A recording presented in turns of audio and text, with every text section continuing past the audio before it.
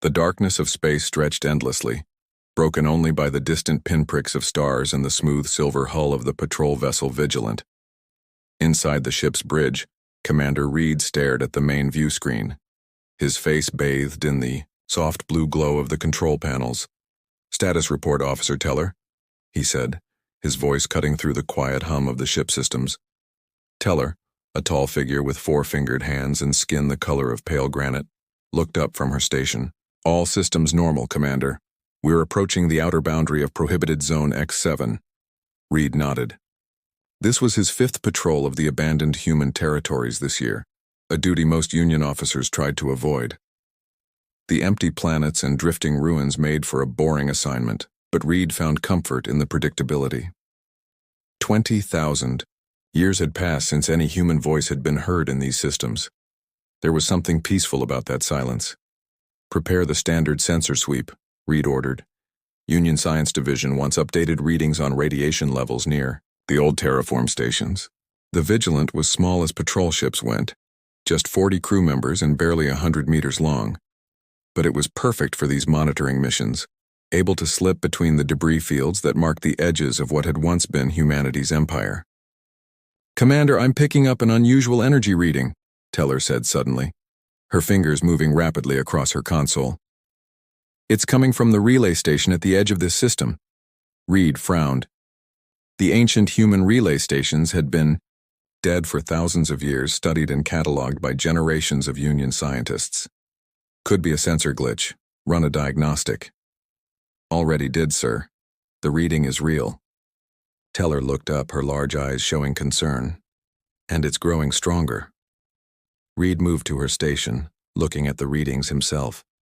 The energy signature was unlike anything in the Union database, a pulsing pattern that seemed to shift every few seconds. "Change course," Reed decided. "Let's take a closer look."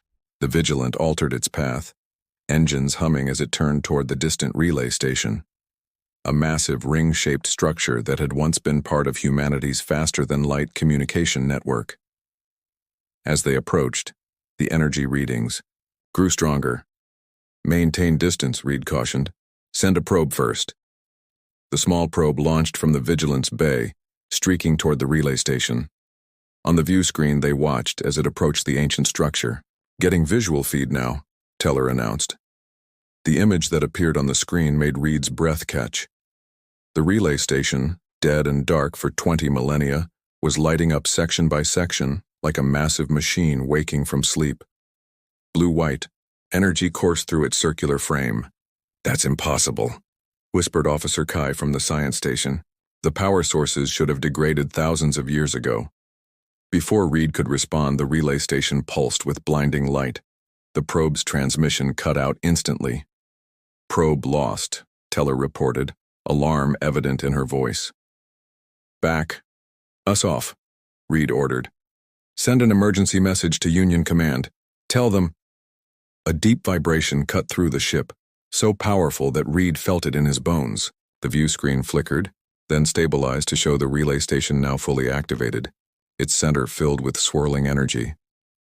"Some kind of slip-space portal is forming," Kai said, voice shaking. "The readings match old records of human jump. Technology, but 100 times more powerful."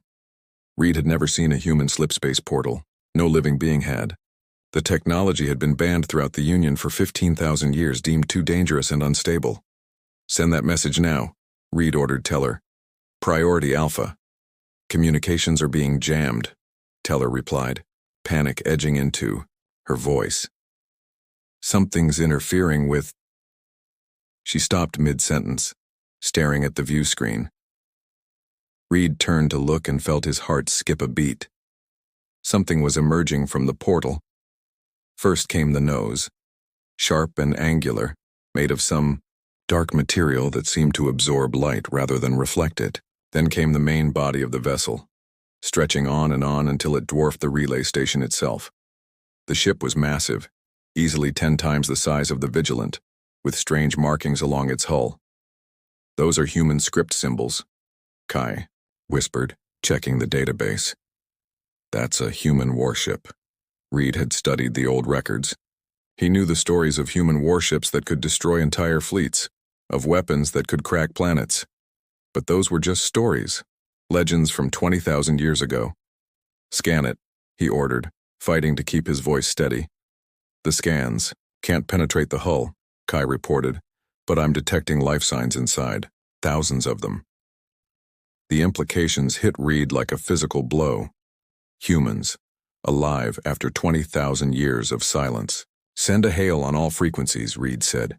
"Include the first contact protocols." Teller worked her console. Message sent, no response. The human vessel hung in space, motionless except for faint lights flickering across its surface. Then, without warning, every communication channel on the Vigilant activated at once. A voice filled the bridge, deep, resonant, and speaking in a language none of them recognized. "Computer, translate," Reed commanded.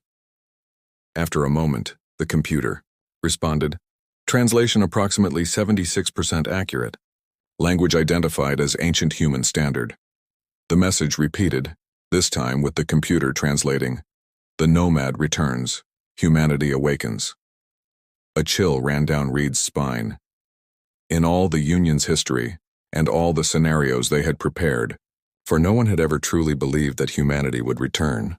"Commander," Kai called out, voice trembling. "I'm detecting energy buildup in the human vessel. They're powering weapon systems." Reed stared at the massive ship. The Vigilant was a patrol vessel, lightly armed and never meant for combat against anything larger than smuggler ships. Against this human warship they stood no chance. "Evasive maneuvers," Reed ordered. "Get us out of here. Maximum speed."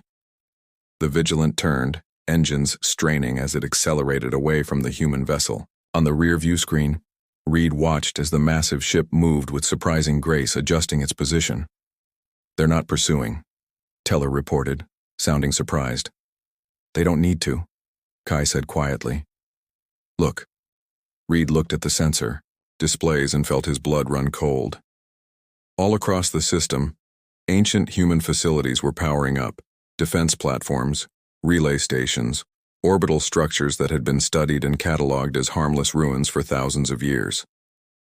"It's like they're waking up," Teller whispered.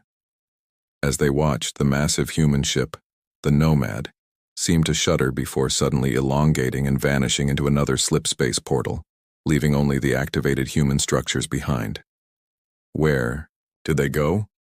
Reed demanded. Kai worked frantically at her station. "Based on the portal trajectory, they're headed toward the Arcturus system."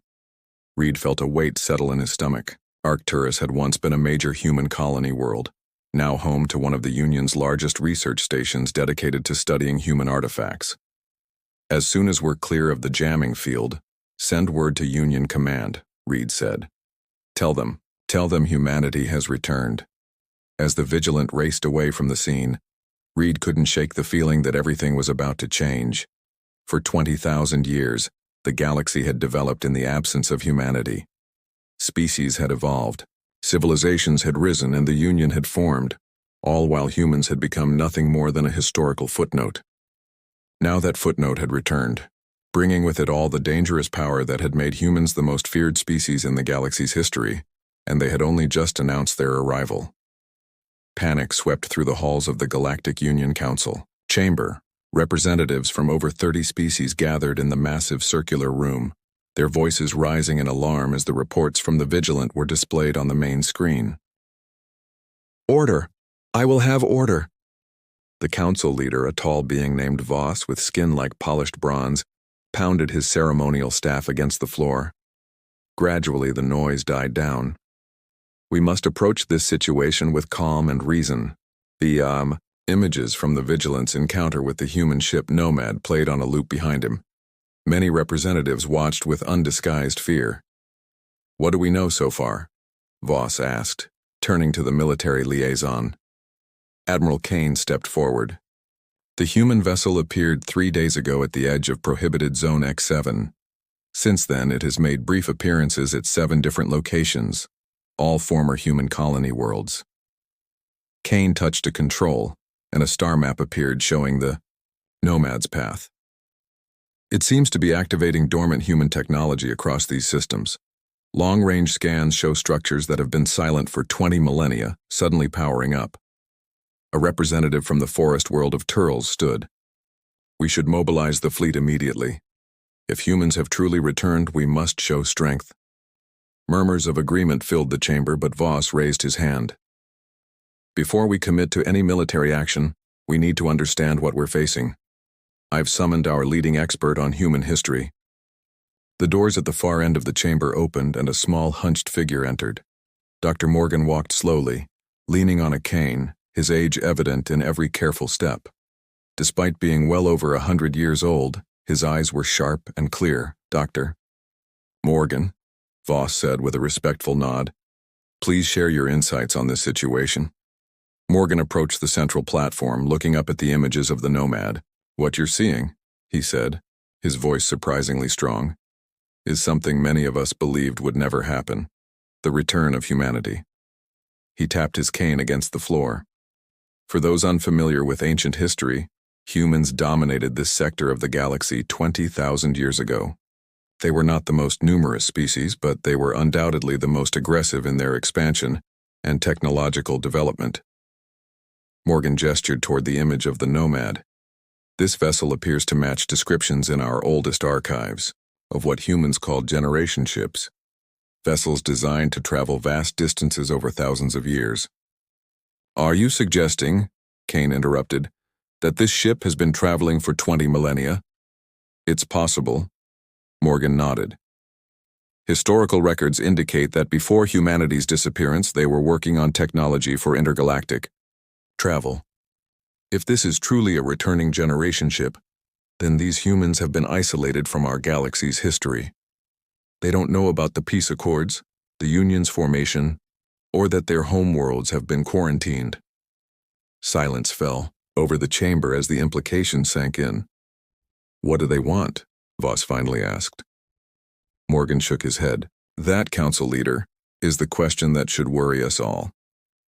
On the remote mining colony of Helios 9, Administrator Wilson sat at his desk reviewing production reports. The small colony, with just under 5,000 inhabitants, supplied rare minerals to 3 different Union worlds. A soft chime announced a visitor. Enter, Wilson called, not looking up from his reports. The door slid open and footsteps approached his desk. You have very lax security for a Union outpost, said an unfamiliar voice. Wilson looked up sharply. Standing before him was a figure unlike any he had seen before. Bipedal, with skin a shade of pink-brown, 2 arms and a head covered with short dark hair. The stranger wore a dark uniform with unfamiliar insignia on the shoulders. Wilson's hand moved slowly toward the alarm button under his desk. I wouldn't do that, the stranger said calmly. Your security forces couldn't reach us in time, and it would only complicate our conversation. Wilson froze. Who are you? Captain Thomas, the stranger replied, of the starship Nomad. He smiled, showing flat white teeth. I'm human. Wilson felt his heart skip a beat. He had seen the emergency broadcasts, the warnings about the possible return of humanity.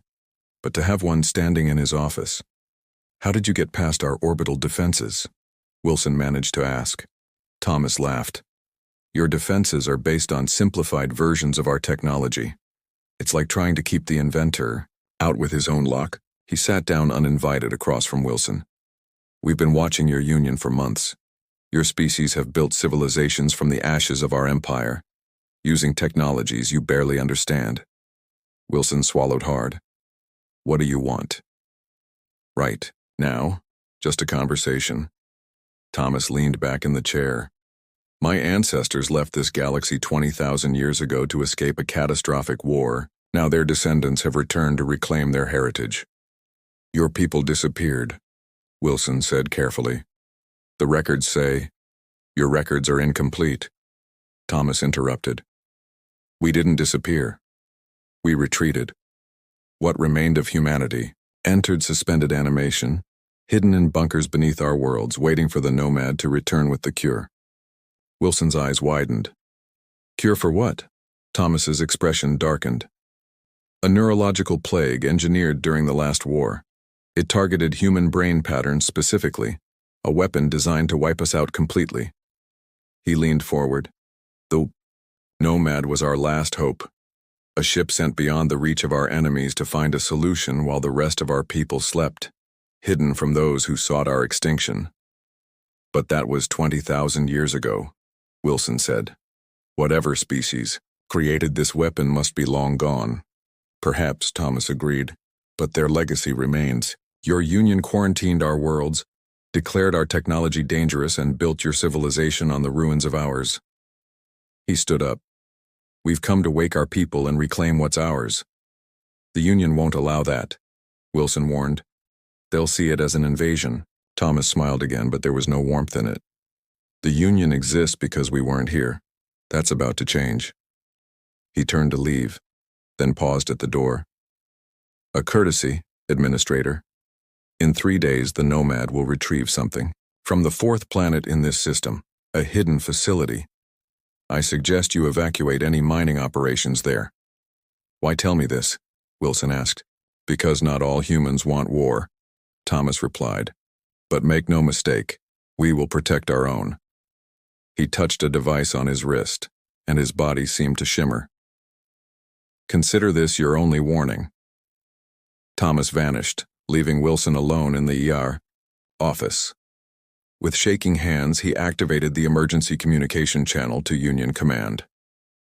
Admiral Kane stood in the observation room, watching as Union scientists examined the strange device found in Administrator Wilson's office. The human. Thomas had left it behind, apparently by accident. Anything? Kane asked the lead scientist. It's unlike anything we've seen, she replied.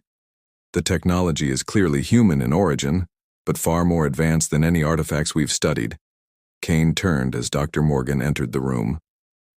Doctor, what do you make of this report from Helios 9? Morgan read through the transcript of Wilson's encounter with the human captain. If what this Thomas says is true, then we have a far greater problem than one human ship. Explain, Kane demanded. He claims there are humans in suspended animation, hidden beneath the surface of their former worlds, Morgan said. Worlds that have been inhabited, studied, and developed by Union species for thousands of years. Kane's expression grew grim. How many? Based on historical population estimates before their disappearance, Morgan looked up, his eyes troubled. Potentially billions. The room fell silent. And now they believe they've found a cure for whatever drove them into hiding, Kane said softly. They're coming back to wake their people. Morgan nodded. The galaxy as we know it is about to change, Admiral. The question is, are we ready? Outside the window, Union warships gathered in formation, preparing for a conflict with an enemy that had been sleeping for 20,000 years. An enemy that had once ruled the stars and now had returned, bringing with them technologies and weapons that existed only as warnings in the oldest Union records. Humanity had awakened, and the galaxy would never be the same. The observation deck of the Nomad offered a spectacular view of the stars. Captain Thomas stood with his hands clasped behind his back, watching as the massive ship approached the red planet that his ancestors had once called Mars. After 20,000 years, the 4th planet of humanity's home system looked different. Strange structures dotted its surface, evidence of the alien civilizations that had studied and built upon the ruins of human settlements. Captain, a voice called from behind him. Thomas turned to see Science Director Allen entering the observation deck. Allen was older than Thomas by nearly 20 years, his hair gray at the temples, his face lined with the wisdom that came from decades of leading the Nomad's scientific mission. The scans are complete, Allen said, joining Thomas at the viewport. Our instruments detect active cryogenic signatures beneath the surface, just as our records indicated. Thomas nodded. How many? At least 10,000 functioning pods in this facility alone. Allen's voice held a note of wonder. After all this time, they're still alive, still waiting for us. Thomas felt the weight of responsibility pressing down on him. The Nomad carried 50,000 humans, the descendants of the 5,000 who had left on the original mission. For generations, they had been raised with a single purpose: find a cure for the plague and return to awaken their sleeping kin.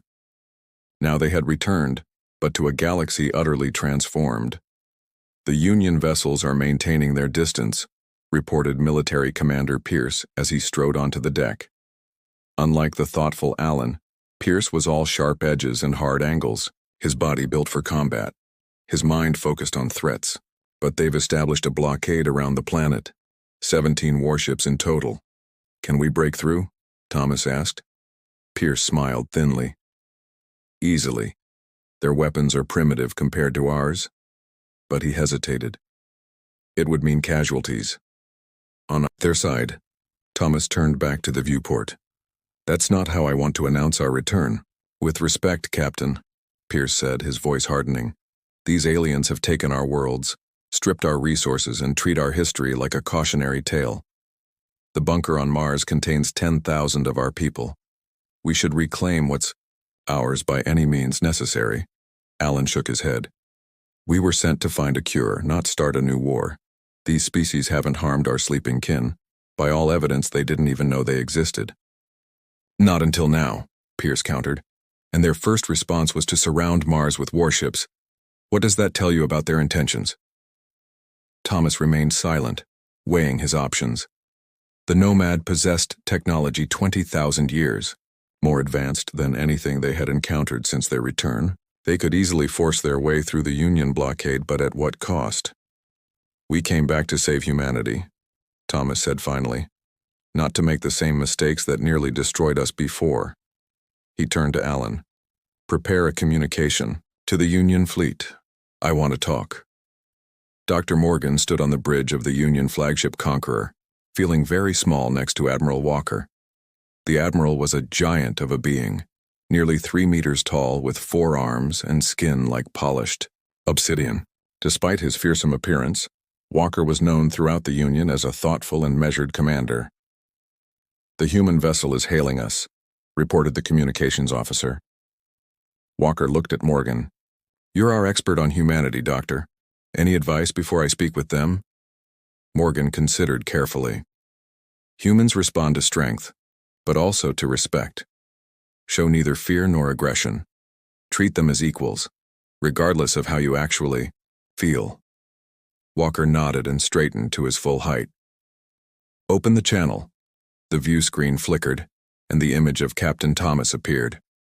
The human looked calm, his eyes moving between Walker and Morgan. This is Admiral Walker of the Galactic Union, Walker began. You have entered a restricted system without authorization. Thomas smiled slightly. Restricted by whom, Admiral? This system was the heart of human space 20,000 years before your Union existed. The galaxy has changed, Walker replied. The Union now maintains peace across 200 worlds. Peace built on the graves of my species, Thomas said, his smile fading. We've detected a human cryogenic facility beneath the surface of Mars. 10,000 of our people sleep there, Admiral. We've come to wake them. Walker's expression didn't change. Your ship represents an unknown threat to the Union. Your technology is beyond anything our scientists have encountered. Until we can be certain of your intentions, we cannot allow you access to Mars. Thomas leaned forward. You mistake my communication for a request, Admiral. It was merely a courtesy. We will retrieve our people, with or without your permission. Morgan stepped forward. Captain Thomas, I am Dr. Morgan, a historian specializing in human studies. Perhaps we could meet face to face. There is much we could learn from each other. Thomas studied Morgan with interest. A historian? Then you know what happened to my species. We know that humanity seemed to vanish approximately 20,000 years ago, Morgan replied. The records are fragmentary at best. Thomas exchanged glances with someone off screen, then nodded. Very well. A meeting, but not on your ship or mine. The surface of Mars. Neutral ground. After the communication ended, Walker turned to Morgan. Is this wise, Doctor? Morgan sighed heavily. No, Admiral. But neither is starting a war with an enemy we don't understand. The Martian landscape stretched out in all directions, red dust swirling in the thin atmosphere. Despite 20 millennia of minimal terraforming, Humans still required breathing apparatus on the surface. Thomas stood with Alan and Pierce, watching as the Union shuttle landed 100 meters away. "This is a mistake," Pierce muttered, his hand resting on the weapon at his hip. "We should be breaking through their blockade, not talking. We've spent 20,000 years seeking a cure," Alan reminded him. "We can spare a few hours for diplomacy." Thomas said nothing, watching as 3 figures descended from the shuttle. He recognized Admiral Walker and Dr. Morgan from the communication. The third was unknown to him, a being with translucent skin through which complex organs could be seen pulsing gently. As the Union representatives approached, Thomas stepped forward to meet them halfway. For the first time in 20 millennia, humans and the species that had replaced them stood face to face on the red soil of Mars. "Captain Thomas," Walker said with a formal nod. "Admiral," Thomas replied. "Thank you for agreeing to this meeting." Dr. Morgan stepped forward eagerly. "Captain, the opportunity to speak with a human after all these years is remarkable. There is so much we could learn from each other." Thomas smiled faintly. "Knowledge is why we left, Doctor. Knowledge and survival." He gestured toward a nearby ridge. "Beneath that ridge lies one of humanity's last refuges. 10,000 of my people frozen in time, waiting for the cure we traveled beyond the galaxy to find." The transparent being spoke, its voice musical and strange. "You claim a plague forced humanity into hiding. Our records suggest otherwise. We believe humans destroyed themselves in a final war, the culmination of their aggressive nature." "And you are?" Thomas asked. "Chief Archivist Lumi," the being replied. "I oversee the Union's historical records." Thomas exchanged glances with Alan. "Your records are incomplete, Archivist. The final war was caused by the plague, or rather by the fear it created. As nations watched their populations succumb, they blamed each other. What began as a medical crisis ended in conflict." Morgan looked fascinated. "And the Nomad was sent to find a cure beyond our galaxy?" "Yes," Alan answered. "Our ancestors believed the plague might have been engineered to target specific neural patterns unique to humans. They theorized that studying life forms from beyond our galaxy might lead to a solution." "And did it?" Walker asked. Thomas nodded. "After 15,000 years of travel and research, yes. The cure was developed 3 generations ago. We've spent the time since then returning home." Walker's expression remained unreadable. "And now you wish to awaken your people and what? Reclaim your former empire? The worlds that once belonged to humanity are now home to billions of Union citizens." "We don't seek conflict," Thomas insisted, "but we will protect our people, those still sleeping and those aboard the Nomad. We've come too far to be denied now." As they spoke, none of them noticed the small probe that detached from the Nomad, burrowing into the Martian soil and disappearing beneath the surface. Deep below, it made its way through ancient tunnels until it reached the hidden bunker, where 10,000 humans slept in cryogenic suspension. Inside the control room of the bunker, systems that had maintained minimal function for 20 millennia suddenly came fully online as the probe connected to the main computer. Data streamed back and forth, the cure formula transmitted from the Nomad, status reports from the sleeping humans, and something else. Something that neither the humans nor the Union representatives talking on the surface could have anticipated. A message left 20,000 years ago, waiting to be found. To those who return, what we fled was not what we believed. The plague was not a weapon of war. It was them. They are still here. They are waiting. Do not wake us until you understand. The automated systems began implementing revival protocols for the first 100 sleepers, even as the warning flashed, unnoticed on a screen deep below the Martian surface.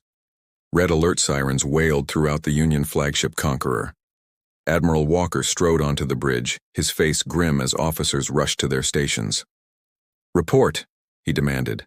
"Massive energy spike from beneath the Martian surface," the sensor officer replied. "Something's happening at the human cryogenic facility." Walker turned to the communications officer.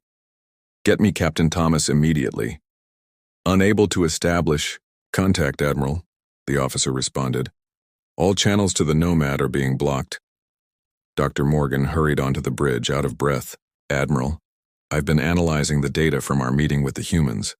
There's something you need to see. Walker barely glanced at him. Not now, Doctor.